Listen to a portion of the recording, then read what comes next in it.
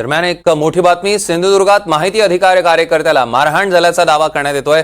भाजपचे माजी सरपंच आणि राणे समर्थक दत्ताराम काटे आणि त्यांच्या सहकाऱ्यांनी अमानुषपणे मारहाण केली असा वैभव नाईकांनी आरोप केलेला आहे। साळुडाव ग्रामपंचायत मधील विकास कामांमध्ये झालेला भ्रष्टाचार बाहेर काढला म्हणून मारहाण केल्याची वैभव नाईकांची माहिती आहे। माहिती अधिकाऱ्यांना अश्लील वक्तव्य, शिवीगाळ, धमकी दत्ताराम काटे यांच्याकडनं करण्यात आली असं वैभव नाईक म्हणाले। दरम्यान या क्षणाची एक मोठी आणि महत्त्वाची बातमी आपण बघतोय। वैभव नाईक यांच्याकडनं पोस्ट करत आरोप करण्यात आलेला आहे।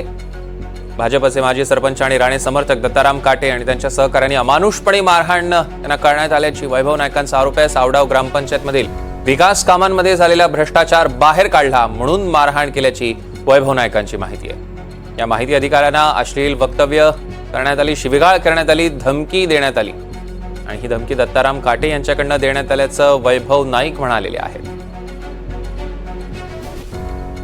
आपण बघतोय सिंधुदुर्गात माहिती अधिकार कार्यकर्त्याला मारहाण झाल्याचा दावा करण्यात येतोय।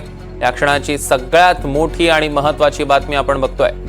भाजपचे माजी सरपंच आणि राणे समर्थक दत्ताराम काटे आणि त्यांच्या सहकाऱ्यांनी अमानुषपणे मारहाण करण्यात आल्याचा वैभव नाईकांचा आरोप।